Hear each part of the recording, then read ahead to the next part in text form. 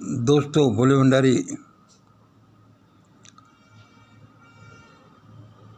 मैं उस परम सत्ता को नमन करता हूँ। आज की देववाणी जनवाणी मंगलवाणी आज दिनांक 11 अप्रैल 2025 है। दोस्तों, अभी कोई रात के 8:30 बजे हैं। मैं थोड़ी देर पहले एक यूट्यूब पर एक वीडियो देख रहा था। चैनल का नाम था द क्रेडिबल हिस्ट्री।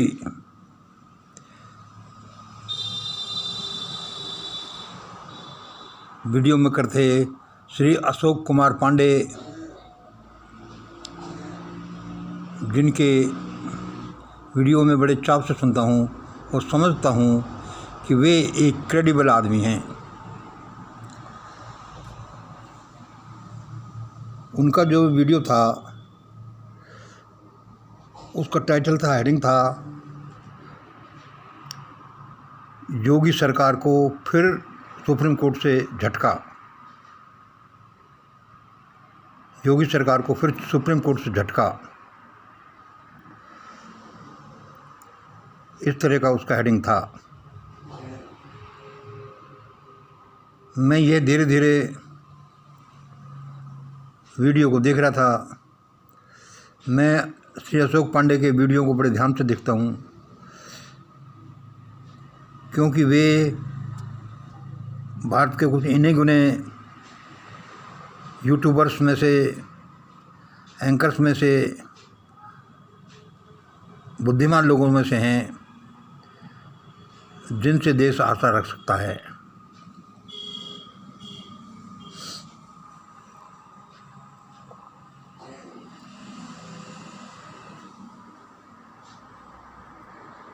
दोस्तों, पहले मैं आपको ये बात बता दूं कि मैं जो अपने वीडियो में बोलता रहता हूं, छोटा मोटा जो भी मेरे विचार हैं, उसमें मैं आपको बताता हूं कि ये मुझे देववाणी हुई है।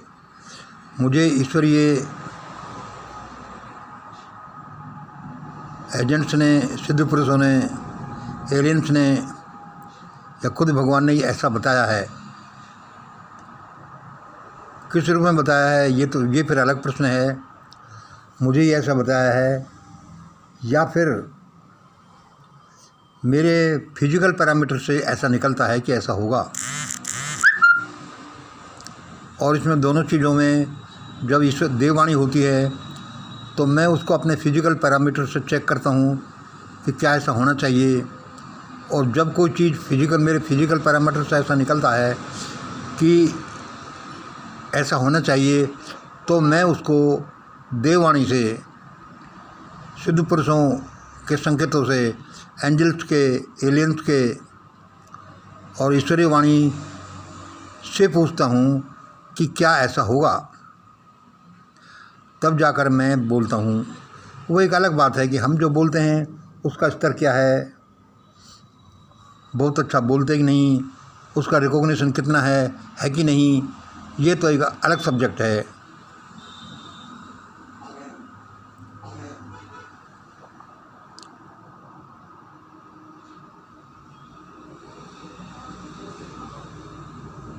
तो मैं ये वीडियो देखते देखते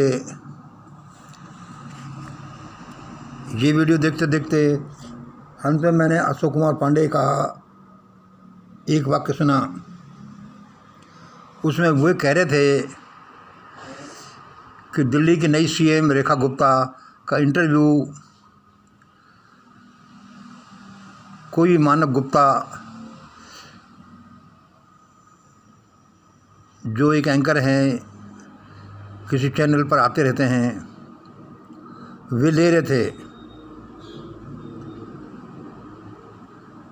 क्या कि दिल्ली की नई सीएम रेखा गुप्ता का इंटरव्यू मानव गुप्ता ले रहे थे। ठीक है जी, ले रहे होंगे। फिर अशोक कुमार पांडे जी कह रहे थे कि उस इंटरव्यू के अंदर रेखा गुप्ता ने एक ऐसी बात कही, एक ऐसी भयानक बात कही उत्तर प्रदेश के भूतपूर्व चीफ मिनिस्टर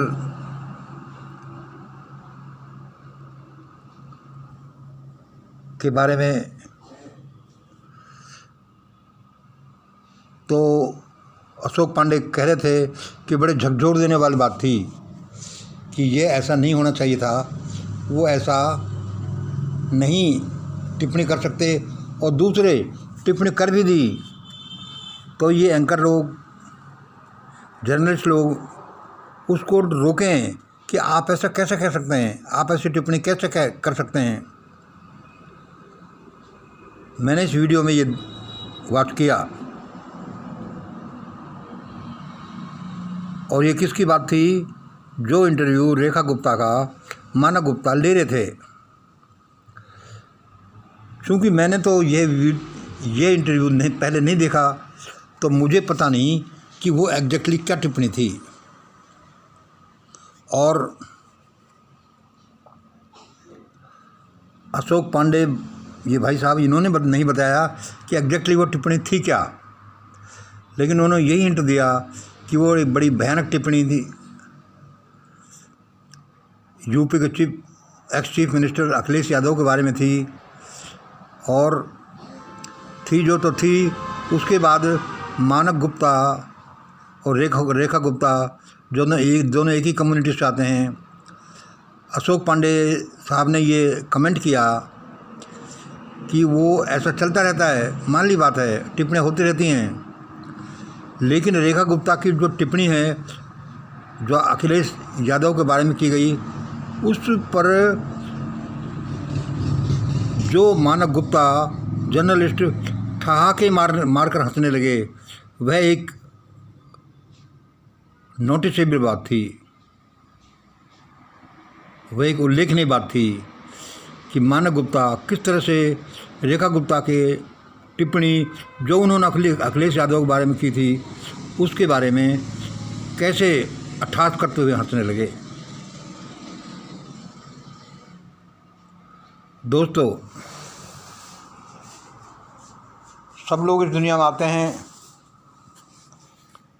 अपना अपना जीवन जीते हैं, कोई बड़ा कोई छोटा, कोई धनवान कोई गरीब, कोई बुद्धिमान कोई कम बुद्धिमान,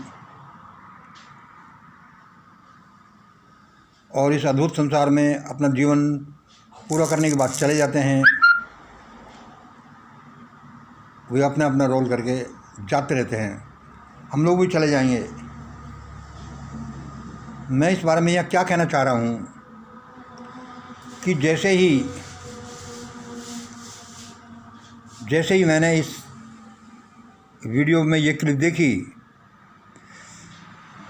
कि क्या रेखा गुप्ता की टिप्पणी के बाद मानव गुप्ता किस तरह से अट्ठास मारकर हंसने लगे,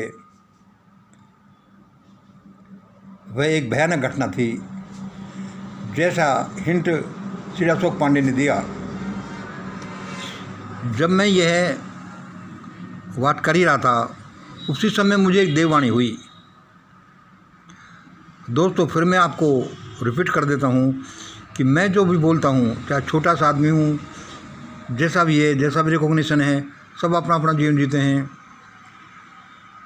मैंने पहले कह चुका हूँ कि मैं देववाणी के आधार पर ऐसा बोलता हूँ, एंड देववाणी supported by my physical parameters, और मैं फिजिकल पैरामीटर्स के आधार पर बोलता हूँ, that which is supported by देववाणी।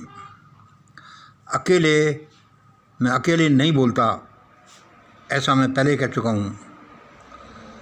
तो जैसे ही मैं ये बात कर रहा था कि कितनी भयानक टिप्पणी की थी, और भयानकता वो उसमें ज़्यादा नहीं थी, उसमें ज़्यादा थी जिस तरह से मानव गुप्ता उस टिप्पणी को सुनकर अट्ठास करके हंसने लगे।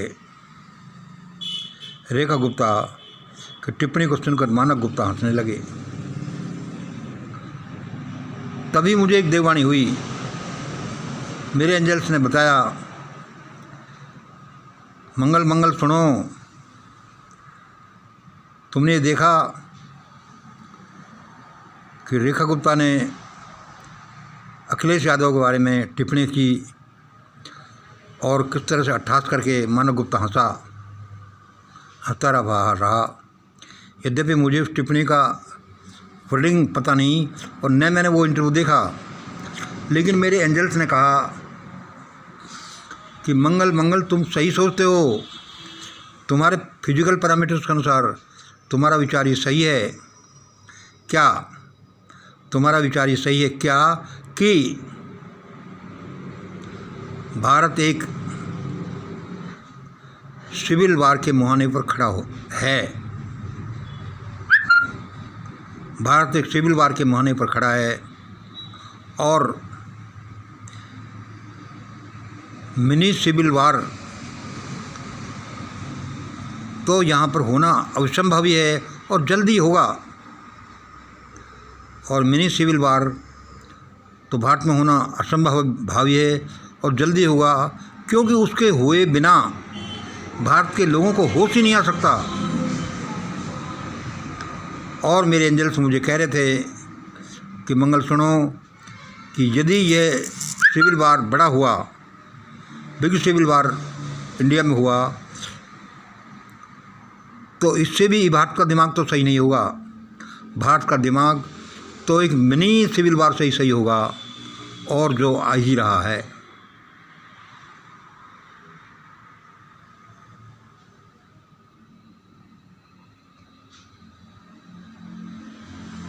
मैं अचंभा करने लगा, लेकिन मैं अचंभा क्या करूं, मेरे तो खुद के ऐसे विचार थे, मेरे खुद के फिजिकल पैरामीटर्स ये कहते हैं कि ऐसा होगा। अब हम थोड़ा सा डिस्कस ये करें कि आखिरकार भारत में जल्दी ही मिनी सिविल वार क्यों आ रहा है, क्या सचमुच में आएगा। तो दोस्तों, ईश्वर करे मेरा ये भविष्यवाणी समझ लो, ये मेरे विचार समझ लो, ये गलत सिद्ध हो जाएं, और भारत में सिविल वार तो क्या, बड़ा सिविल वार तो क्या, मिनी सिविल वार भी नहीं हो, क्योंकि वो खून खराबा। लेकिन भारत में जिस तरह से परिस्थितियाँ 1947 के बाद बनती आ रही हैं, और जो विशेष रूप से पिछले 10 सालों में 2014 से अब तक बनी हैं, उनसे ये रिजल्ट निकलता है कि भारत में सिविल वार को कोई रोक नहीं सकता। मिनी सिविल वार तो जल्दी ही होगा। और जो मेरे फिजिकल पैरामीटर से रिजल्ट थे, जो मेरे मन में थे, वे देवगणों ने भी सपोर्ट किया कि मंगल ऐसा ही होगा। ऐसा क्यों होगा? क्योंकि भारत इस टर्मोइल से, इस विपत्ति से, इस झंझावात से तब तक नहीं निकल सकता जब तक कि